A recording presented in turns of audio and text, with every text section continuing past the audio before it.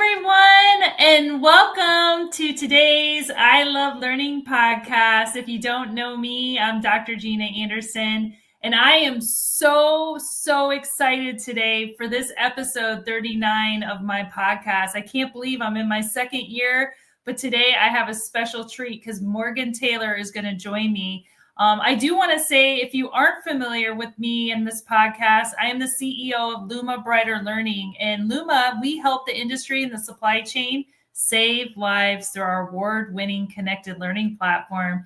If you want to learn more about Luma and my company, go to lumabrighterlearning.com. And I would love it if you subscribe to our YouTube channel by clicking the link in the comments that will be posted for you. And so today, I am so overjoyed because, look, we all know that we're in a loneliness epidemic. And so what a perfect guest to bring to our show today. Welcome, Morgan Taylor. Thank you so much for joining me. Why don't you go ahead and introduce yourself, tell everyone what you're passionate about. All right. Yeah, no, all the thanks to you, Gina. Really grateful to be here and grateful for your platform. Hi, everyone. I'm Dr. Morgan Taylor. I'm a pediatric nurse practitioner and the chief nurse at Archer Nursing.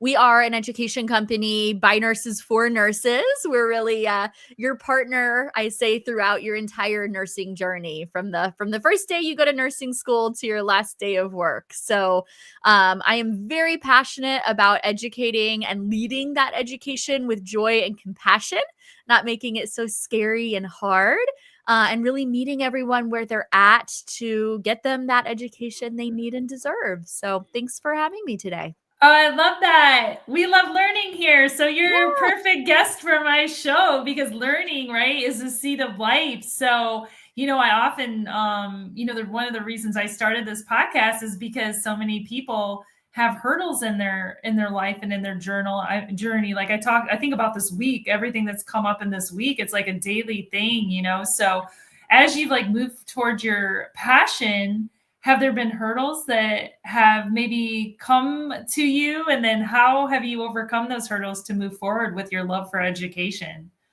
You bet. I think, honestly, Gina, if anyone tells you they've never faced a hurdle, they are lying to you. That is so ridiculous. We all face hurdles probably daily. And I think that's one of our greatest points of connection because it really is a universal experience. So I could sit here and tell you all day, every hurdle I faced and every wrong turn I've made. One that jumps out to me as a recent hurdle that I think a lot of people can relate to is the feeling of imposter syndrome, feeling, I don't have the credibility to be here. Who am I to be sitting in this room with these people? I've been so fortunate lately to be speaking at a lot of nursing events, industry conferences, and I'm oftentimes at a table with people who I are just way smarter and way more accomplished, and I'm always in awe of them.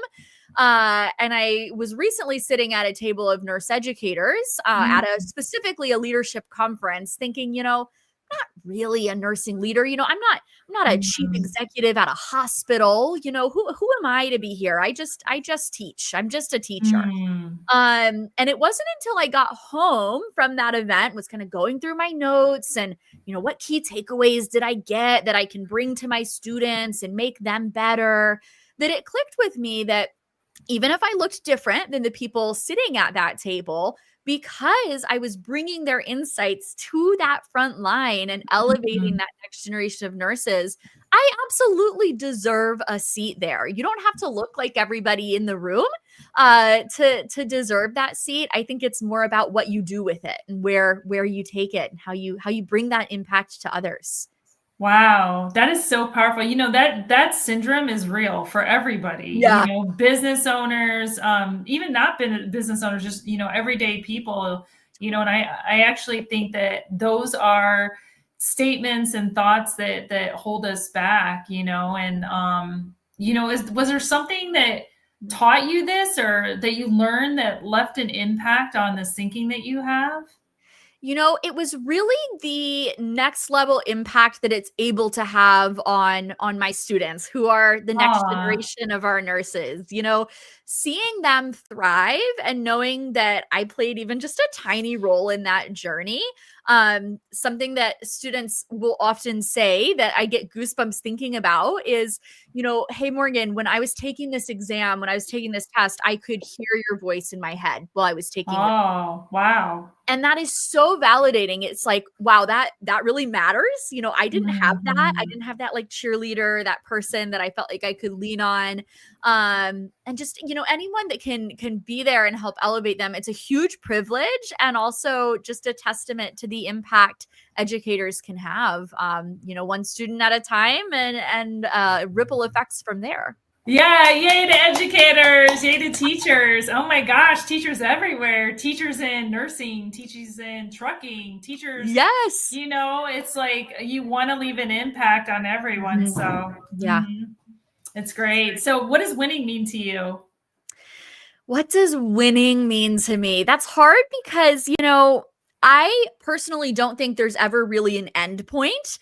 Oh, One of my close educator friends always says progress, not perfection. There's mm, never going to be the day where I'm like, I know everything about nursing. I am the best. I have conquered the world of nursing education. I just don't think it's ever an end point. I think we're mm. working towards something together. I would love to retire in a gazillion years and say, wow, we have a healthy, thriving nursing workforce. I did a little bit to help get us there, but it's about the incremental changes, the sustained day in, day out progress that we make. So if I can look back and say, I showed up and was stronger today than I was yesterday. I gave it my all. I did a little better today than I did yesterday. I think that's winning. Oh, I love that. So, is that what keeps you happy, or what keeps you happy every day to move forward? Yeah, what keeps me happy? Well, okay, I'll say two different things. Okay. First, I'll come back to getting that student feedback. I think any sort of that validation that you did have an impact, big or small, they're all big, right? They all matter Mm, immensely. But I also just want to caveat with making sure you've carved out time for yourself, for those other things. I go to a boot camp class every morning to like put my head on straight and get myself where I need to be. So doing those things that are just for you, not necessarily for anybody else, I think can set you up for some of that happiness too. that's interesting. So, one of the reasons I started this podcast is because there were drivers that would come to me and tell me they were depressed. And so, when you're in that state of depression, you're a nurse, so you know full well that there is a issue with mental health and physical health, right? And so, what would you suggest, or what would you tell a nurse educator, or maybe even tell that person if they Yeah. came to you and they said, I don't I don't have a passion. I don't have a passion for learning. I don't even know how I'm going to get out of bed tomorrow. What would you Yeah. recommend to them? Yeah, it's so tough, and you wanna make sure you're not recommending big, massive changes, because when you really are in that place, even little things become very, very hard. So for me, it's Mm, all about keep it small and sustainable, and I think the number one thing you can do is come back to your why. Why am I mm, here? Why am I doing this? Is it to provide for my family? Is it mm. to elevate the next generation of nurses? It doesn't have to be a big reason, it can be a small reason. But I put it on a post it note and it's on my mirror. So I see it immediately. Aw. It's like a physical reminder. This is why I'm showing up. And if I'm doing something that's not fulfilling that why, I should really reevaluate if I need to be doing that. Always bring yourself back to that why. I think that can make an impact. Yeah, it's interesting. So you put a post-it on your mirror in the bathroom? Yeah, my bathroom mirror. First thing, I'm like brushing my teeth and I can see. I'm like, this is my why. This is why I'm showing up. This is what I'm here to do today. And for me, it's elevating the next generation of nurses. One step at Yeah. a time, incremental changes, like I said, progress not perfection, but constant reminder that that's my purpose. That's truly my mission in life. And Mhm. if I keep returning to that, even when it's been a bad day, if I've showed up and lived that why, that's not too bad of a day. I can live with that, you know? Yeah, absolutely. I love that. On my show, I always ask guests, like past guests, to ask questions of what they would like to hear or have answered. And I got this question from my previous guest, Morgan, and I'm really curious, like, what you think. So they actually asked two questions. The first question was, what sort of self-care practices do you do for you? Mm-hmm. So for me, it took me a long time to figure this out, especially moving from working at the bedside every day as an inpatient nurse to now I have a career that has me mostly at the computer running a company. I have to time block my calendar to be able to Oh, get outside and move my body at some point, whether that's in the morning, a lunch break, after dinner, walking my dogs. If I don't see the sun, feel the sun, move my body, even just for a little bit, 15 minutes, I'm not gonna be in a good place. So that's my, it's like the bare minimum, but that's my yeah. basic recommendation for self-care. Like block that time. You're worth that time. Yeah, you are worth that time. I tell my team that all the time. They're at their computers all day. I'm like, have you taken a break? You definitely got to plan those things. You So do. You do. it's You got to so prioritize important. it.